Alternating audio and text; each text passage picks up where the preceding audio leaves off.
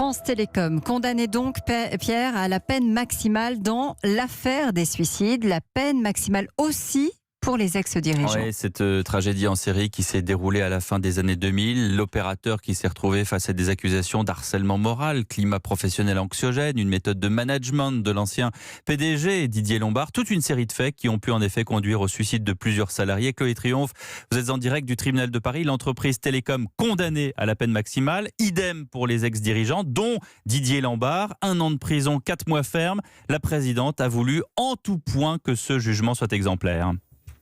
Oui, la présidente avait parfaitement conscience des enjeux de ce jugement devant une salle pleine où de nombreuses parties civiles avaient fait le déplacement, devant les prévenus évidemment qu'elle a symboliquement appelé à la barre au moment de l'énoncé des peines, mais aussi bien au-delà du tribunal, consciente de l'impact sur le monde de l'entreprise et du travail où cette décision était très attendue. Alors, impossible de lire en intégralité un jugement de 340 pages. Le tribunal a donc choisi des extraits durant près d'1 heure pour expliquer la responsabilité pénale de chacun. Selon le tribunal, tous ont participé à la mise en place d'une politique délibérée ayant pour objet la dégradation des conditions de travail des salariés. Parmi ces derniers, les salariés, donc Jean Perrin, dont le frère s'est suicidé. Il est soulagé.